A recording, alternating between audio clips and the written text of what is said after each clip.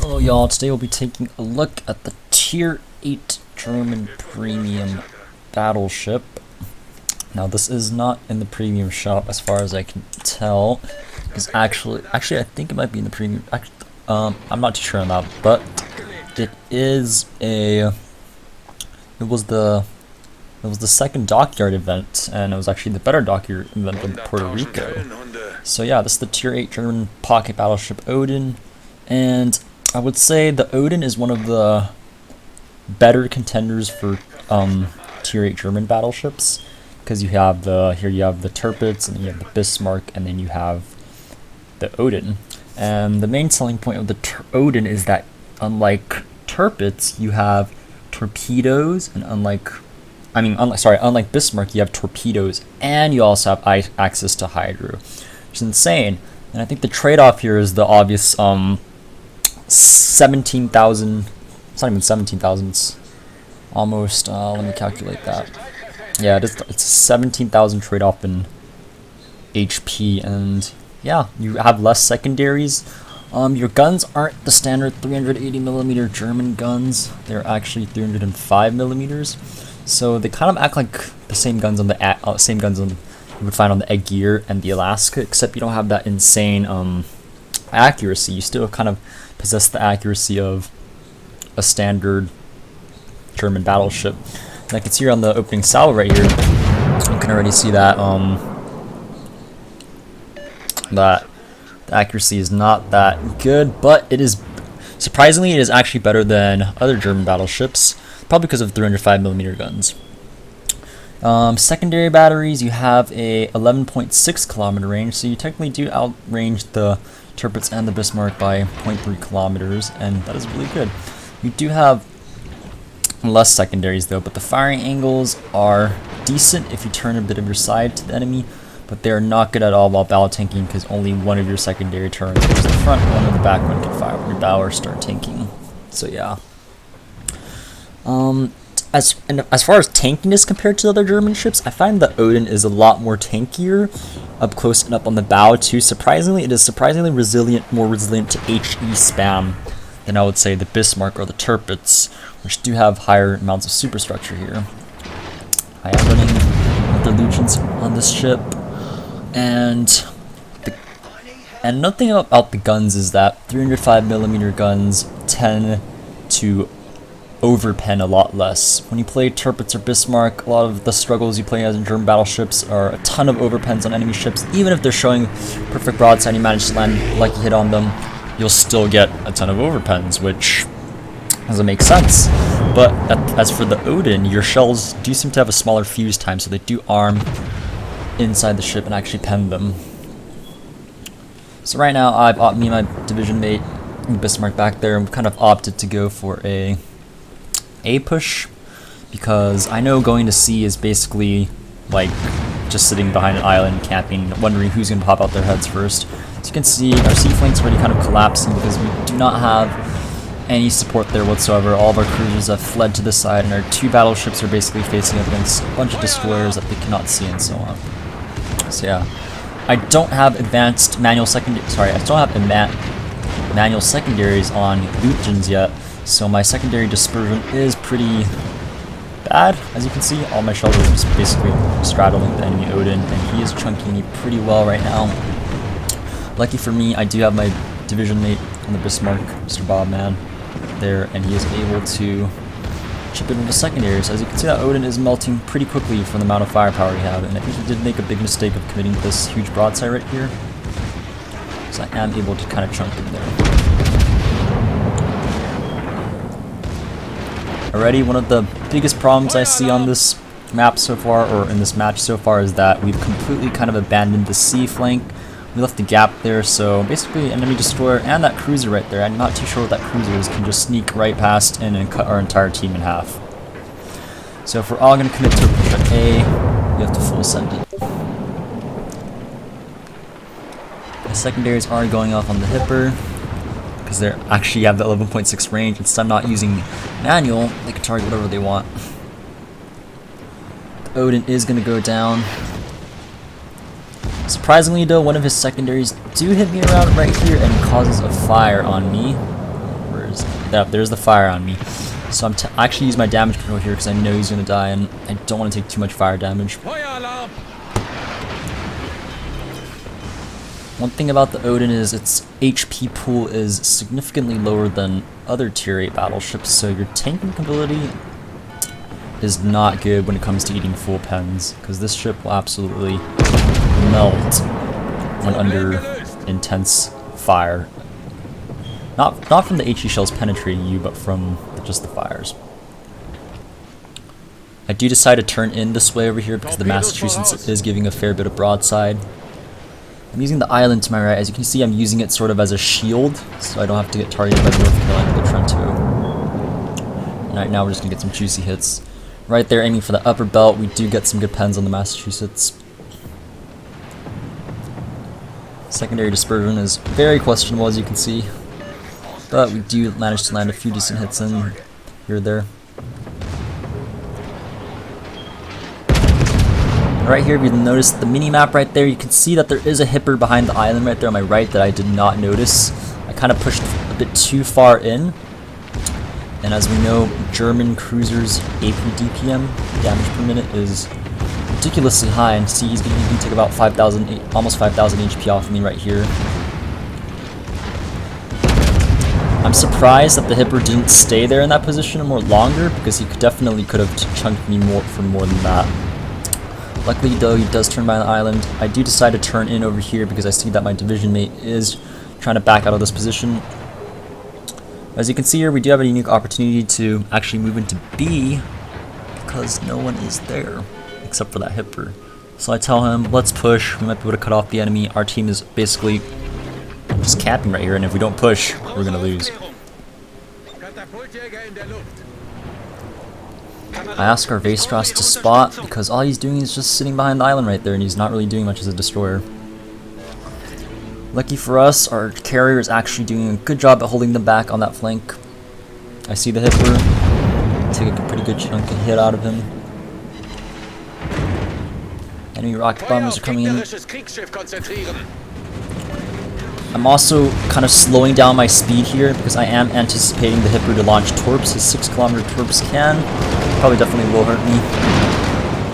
And I'm also aware that there is a cruiser on my left side, the Trento, so I'm trying not to go too far in because I know I might take some big hits and might expose my broadside. And there's the enemy Massachusetts. I'm turning toward the Massachusetts because I know that if I don't, I will take massive broadside damage. Unfortunately for me here, I didn't anticipate that torpedo being that close, so I do take it. 10,000 HP hit right there. I get a huge hit taken off of me by the Massachusetts. Immediately after I finish the hipper off, I do turn in because I know I'm going to face a barrage of enemy ships. The Trento does launch a set of torpedoes, but unfortunately for me, I do see them early on. And fortunately for me too, the North Carolina on our left doesn't appear to be paying attention to the fact that I've crept up on his side, so he's just going to continue to push forward. I do try to take a pot shot at him, but I realize he's going to go behind the island, so I begin focusing on the Massachusetts. Enemy Trento is really low, and by this time, since I pushed in so far, I've kind of encouraged my team to also push instead of taking for them. And I feel like that's a really important thing. Playing a German battleship is if you have the opportunity, you should push up. Sometimes, in like these rare cases, your team will follow through. The Massachusetts is running manual secondaries, so he is hitting me hard with them. I'm going to take out the Trento right there.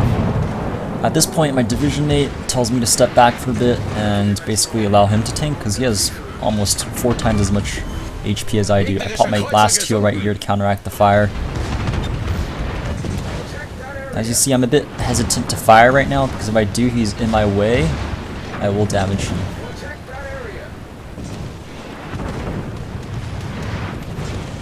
And this is something I really like about the German battleships, just the amount of secondaries you're able to pour out, and it just looks cool. You know, when you be in a match, you just want to be throwing out a lot of let up. Massachusetts gives big broadside. Unfortunately, I only get 3 overpens. Kind of stupid, but there goes the Massachusetts. My division mate does tell me that the North Carolina is not paying attention and not aiming his guns towards us, so we do decide to push in. At this point, I want to try to battle tank everything as much as possible because I do not have the HP to tank anything else, basically. I have lost one of my secondary batteries, so my DPM on my right side of the ship is significantly lower. North Carolina is completely oblivious at this point to what's going on. He is too focused trying to fight the cruisers in front of him. I do see his guns turning though, but I take a nice juicy shot at him. Chunk him for 4,982. And I think this is a really good thing about playing in Division, especially if you're playing a Division of German battleships. You just have a lot of tanking support, so you won't necessarily die that quickly. I am turning in to the right side because I know the right flank definitely needs help. Our VIII is over there alone trying to cap the point. I do slow down here because, as you can see, the Odin actually has a better turning circle than the Bismarck does. So if I didn't slow down here, I would have rammed my friendly Bismarck right there. So that's another good thing about the Odin. Its maneuverability is insanely good. Another selling point of this ship is it has 13.8 kilometer concealment. So unlike the big German battleships like Bismarck, which has 16.8, you have 3 kilometers of range over it, which helps you kind of get closer and close that distance between the enemy. Whereas the Bismarck has the HP to tank to close that distance, you have the concealment to kind of sneak in there. I'm kind of looking at his ship right now because he did tell me something about a penetration in one of the vents. As you can see down the vent above his secondary turret, there's a bunch of textures in there that are just glowing. And that is because he ate a pen right there and he just noticed that on his ship, so I was just observing it.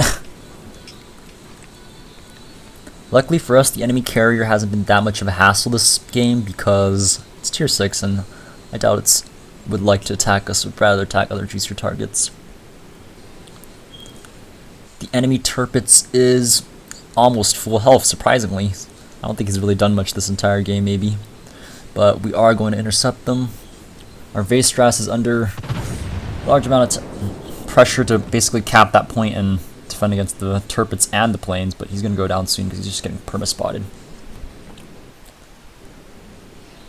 Another ideal environment for these German battleships is basically a place where you don't have a lot of destroyers, because German ships have pretty poor torpedo belts. This Odin has like a, I would say 19, was it 22% torpedo reduction? Which is not that good. So torpedoes in this ship, eating them will definitely hurt, especially Japanese torpedoes. They will chunk off at least like 15k, which is basically a quarter of your health. Division mate does pop his Hydra here because he just wants to use it for fun. It's really not any other threat here besides the carrier, which has torpedoes, so, and the Tirpitz.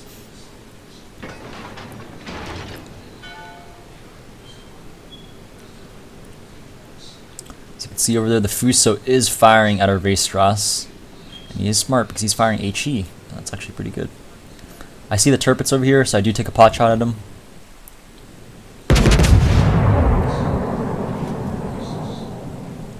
And there is a prime example of German, not even secondary, but main battery dispersion. That dispersion right there is just horrible. Your shells just land all over the place. You don't have the same accuracy as those American battleships, or British battleships, or even the Russians, but do sometimes occasionally get those good shots that land like that. I'm kind of showing a bit of broadside to him, just to let my secondaries work on him, because I know he's not targeting me, and now he is targeting me. Actually, that might be the Fuso firing HE at me, so I'm not too sure. Yeah, he's targeting me right now. Fortunately, that one shell caused a fire on me. That's going to hurt.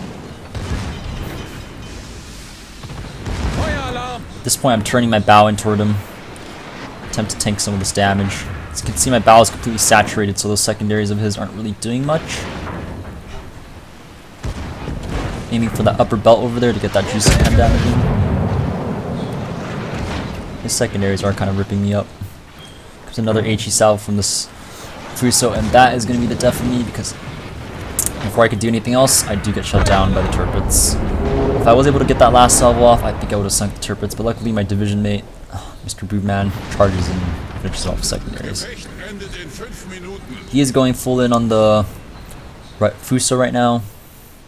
Ryu does attempt to drop on him, but I don't think dropping in front of a battleship at this angle is not going to get you much torpedo hits.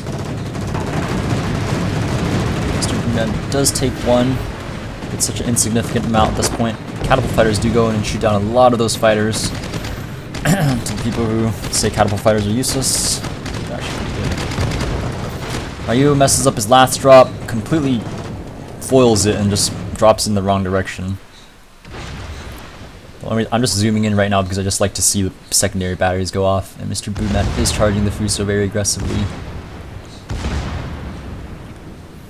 As you can see, this Fuso is basically screwed up, He's been sitting in the back of the map the entire time. He hasn't really contributed much to his team, and by this time, it's too late in the game to try to sink anyone, or it's too late to even do much because you're the only one left. Fuso is actually a pretty good ship, so I wouldn't be surprised if he was in the game earlier, he would have been able to shut some of us down. And that is the end. Alright, now we're going to take a look at the Odin, the captain build I have set up, and basically the armor layout and its armament. So right now, I kind of got Lucians up to 12 points, still saving up for manual fire control for secondaries, but obviously German battleships take priority target, take adrenaline rush for that extra boost to secondaries, and your HP and your armament. Basically everything on your ship becomes better as you lose HP or recovers faster. Basics of survivability, basically necessary in this thing in my opinion, because if you don't take this, fires will burn longer, everything floods longer, and with the limited 52,000 HP pool, you will not survive fires that much. Manual secondaries are obviously after advanced firing training. Advanced firing training extends your secondary range to get that nice 20% boost. Also gives you a bit of flak damage as well. Manual fire control, the next thing I have up in line, very good against basically any ship that you target manually. The accuracy just becomes a bit better than you would normally expect. After manual secondary fire control secondaries, you could go fire prevention for that extra 10% reduction in fire chance and that reduction in fire zones to your ships. But in Odin, I do recommend taking Superintendent to help with extra heal and extra hydro. And after Superintendent, I do recommend taking Expert Marksman or Jack of Trades. And then you can go Preventive Maintenance to prevent your torp tubes and your main batteries from getting incapped. One thing you will notice when playing Odin or German battleships is that your turrets don't have that juicy armor to be able to withstand much tanking, and they will get knocked out pretty often. So yeah, like that 150mm plating right there. Sometimes you just eat that pen right here, or on this plating right here, this 150mm plating, sometimes you'll just eat that pen right there that will disable your turret. So the armor of the Odin, she has 52,800 hit points, 22% torpedo reduction, not that impressive considering that you only have 52,000 health. Now the armor is a bit interesting here. You have this 32mm fore-end deck, obviously that's really farmable. Same thing with the stern, but your deck armor is actually 50mm. So you're kind of like Petropavlovsk. You have that 50mm deck that's capable of tanking shells, random AP shells that land there at an angle, and HE. Let's see, here's the Odin again. Superstructure, pretty big, farmable as well. Your citadel is actually beneath this layer, and you have the cool feature of German battleships, which is obviously their turtleback armor. As you can see here, this is what turtlebacks look like. It's kind of small, but bigger than what you would find on other ships. So a turtleback armor scheme is basically an armor plate that looks like a turtle shell that covers your citadel. So here's your citadel right over here. So it's really hard to hit the citadel of this ship unless you're able to overmatch this entire 60mm plate here, and luckily so I'll just go right in and pen right there at this angle. But yeah, that's the armor layout of this ship. As for artillery, again we have the 305mm guns. I would compare these to the Alaska's guns, but they don't have the improved AP pen angles. And I would say they're more like Egg Gear guns. Your secondaries, you do have a lot of secondaries.